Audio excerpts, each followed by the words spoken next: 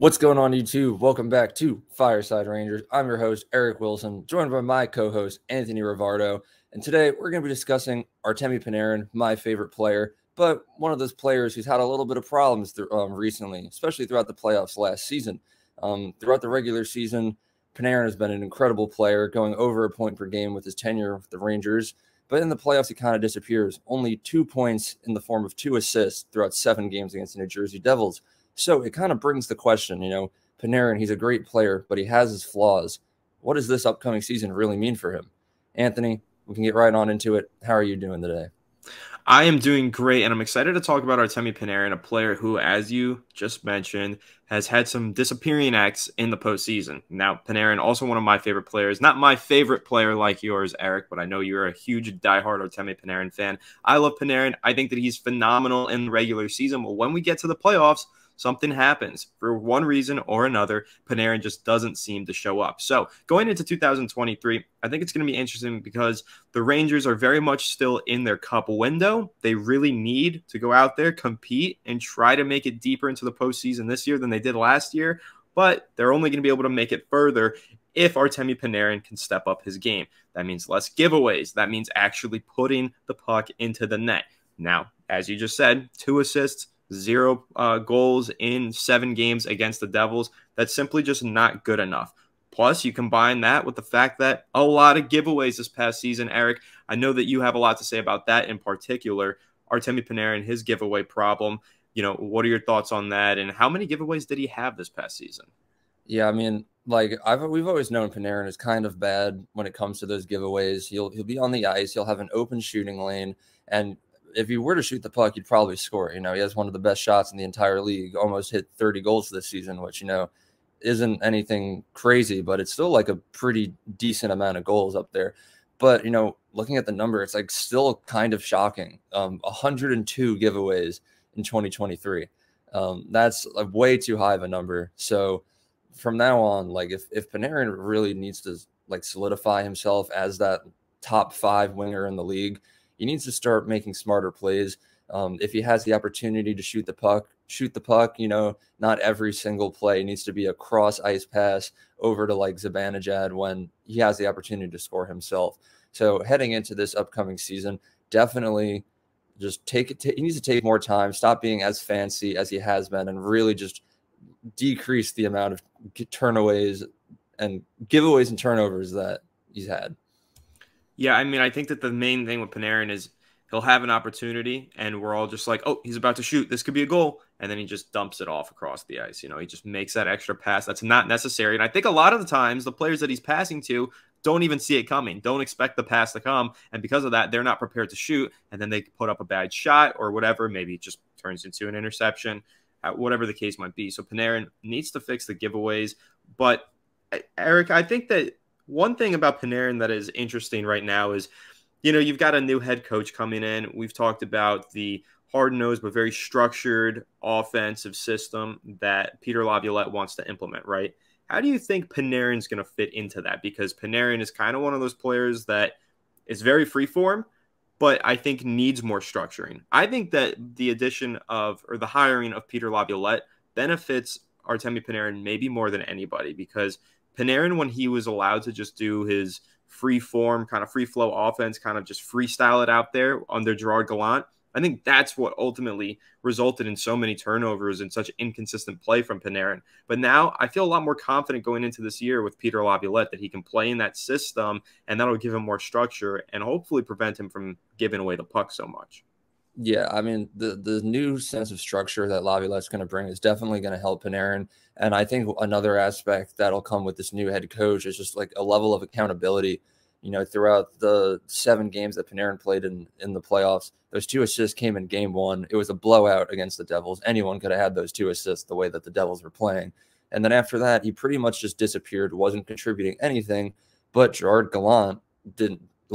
He allowed it to keep happening. Those entire 7 games, Panarin just stayed on that second line, and then Gallant would just be like, all right, get him next time, But with Laviolette, the way that it's going to work now, hopefully, if he does what he says he's going to do, if Panarin's playing up there on the second line, goes a couple games, plays really poorly, he's not producing points, and he just keeps turning the puck over, he's going to get sent down to like the third line or the fourth line maybe. And then once he starts to play better and prove himself, he'll get back up there and get more ice time as he deserves. So like this new structure, new level of accountability, he'll go into every single game with a game plan ready to play as well as he can. And that's pretty much what the Rangers need, because Panarin, although he's the type of guy who's going to come very close to hitting 100 points every season, as soon as the playoffs roll around, he's just gone. He just like stops caring.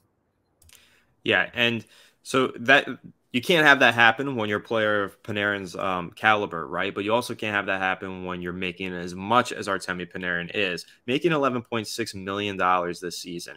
Now, his contract doesn't expire until 2026, but even still, going into 2023, coming off of back-to-back poor postseason performances, really, and looking ahead to this upcoming year, do you feel like this is make or break for Artemi Panarin? Like, let's say mid-season he's playing really poorly.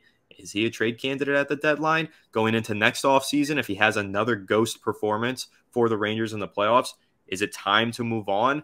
What do you think the level of, intensity is here for Panarin as he really enters what could be a make or break season?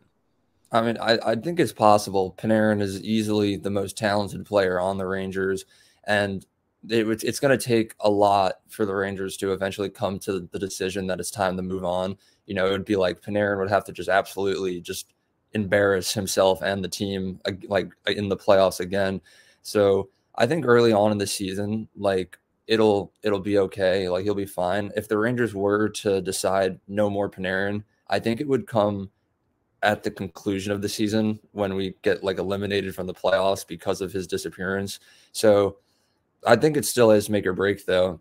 After this upcoming season, Panarin will only have 2 more seasons. He'll be 33 years old at that point. So that's when the Rangers, like, I don't think they can trade him right out. He has a no trade clause, so he would have to like pre-approve it as well. But there's always the possibility that they could buy him out, and it wouldn't be anything too crazy. The Rangers even bought out Henrik Lundqvist.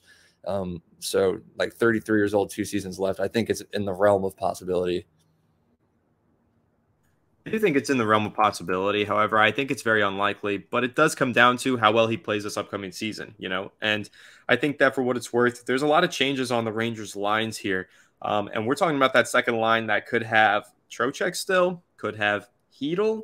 I don't know. It's going to be interesting to see how that shapes out. But how do you think that potential change on the second line? We know that second line right wing and first line right wing for that matter. We're having a lot of shifts here in the top 6 on that right side with the departures of Patrick Kane and Vladimir Tarasenko. Now, I think that the departure of Patrick Kane is probably a positive for Artemi Panarin. I want to say that if he was around longer, they would have gotten it together. They would have been able to fix their chemistry, get it back to those good old days. But that didn't happen. And I think that a lot of those turnovers that were caused on the error of Artemi Panarin had to do with the fact that Patrick Kane was out on the ice and he wanted to give him the puck, and he probably shouldn't have been trying to force it to him. But how do you feel about this new top 6 and the way that Artemi Panarin can reintegrate himself into it, and what the impact is going to be of some of these newcomers? Yeah, it's going to be interesting to see how it plays out because, like Tarasenko is over in Ottawa, and like we say Patrick Kane is gone, but he still technically hasn't signed with any team. So like who knows, maybe like mid-season Kane like has said he wants to stay on the Rangers. Maybe he'll just take like a super, super, super cheap deal to come back, like after surgery and everything. But that's like way down the line. There's like these new lines that we're going to see. Nothing's been confirmed yet. Laviolette says that he has ideas, but he hasn't officially confirmed what he's going to do. So kind of just looking based on like what most of like the major hockey outlets say, it's probably going to be Panarin, Trocheck, and Blake Wheeler. And, that has the potential to be a very high point producing line right there. Panarin, 90-point consistent scorer, Trocheck, very good. And Blake Wheeler, despite his age, is still going to put up like somewhere in like the mid 50 point range. But what's scary about it that Panarin is really going to have to adapt to is defensive likeness, where Trocheck is very good defensively, but Panarin has never been. And Blake Wheeler is like known throughout his career to have very little defensive ability. So while they're going to produce a lot of points, it's going to take a lot of like hard work and like effort to make sure that they're not costing the Rangers a lot of goals as well, having 2 like defensive liabilities playing on that same line. Yeah, and I think for what it's worth, if Panarin doesn't step it up a little bit defensively, that could cause a lot of problems for this team. Like he just has to be better in that category. But I do think that that's kind of Peter Laviolette's role here. That's his job to kind of get these guys in the system so the giveaways don't cause so many fast breaks, and also just kind of making sure that these veteran players are putting their all in on both ends of the ice. So I think that'll be interesting for Panarin, but Eric, when you're looking at the postseason, right? You know, granted, we don't know whether or not the Rangers are going to make it. This is going to be a weird year for them. We expect them to, but we don't know for sure. What happens if Panarin has another stinker? Like, and what do you think causes these stinkers? Like, why does he just all of a sudden disappear in these playoffs? I think that it's a confidence issue, you know, and I'm sure that you agree with me there. Hopefully, him shaving his head and getting rid of the demons that lurked in his hair will help him out and get his confidence back. But ultimately, do you think that the shaved bald head of Artemi Panarin is ready to go compete in the postseason? All right, there's a lot to unpack there because yes, that is a real quote that Anthony just read. Like that's exactly what Panarin told his barber, and like no, if it works for him, it works. Like I think it 100% is a confidence issue. He himself has said after like the first two games, he pretty much just lost all confidence in his game that he had. So for the rest of the first round, he was just like out there, just like I guess just you know self-examining like his life and everything. But like, who knows? He's a crazy Russian hockey player. Maybe he truly believes that shaving his head is going to make him a better hockey player. So I think as long as that confidence level is back up there, I think he'll be okay.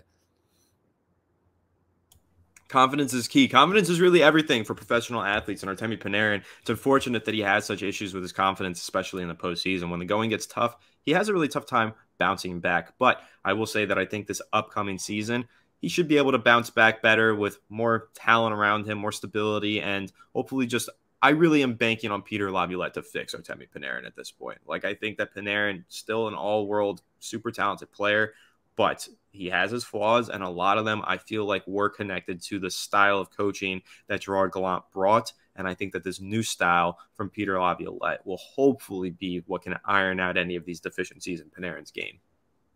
Yeah, I mean, I fully agree. And you know, this upcoming season, definitely make or break for Panarin. And like we said, it's unlikely that the Rangers will do anything, but who knows? Chris Drury is like a madman as GM. Like if Panarin plays horribly this upcoming season, I'm thinking that a buyout is definitely in the realm of possibility. But you know, we have the entire season to see how Panarin plays. Let us know your thoughts down below. Do you think that Panarin's going to step up his game, or is he going to continue these mistakes? Is it a make or break season for Artemi Panarin? Thank you all for watching. Make sure to like, subscribe, ring that bell so you don't miss a notification. And let's go Rangers.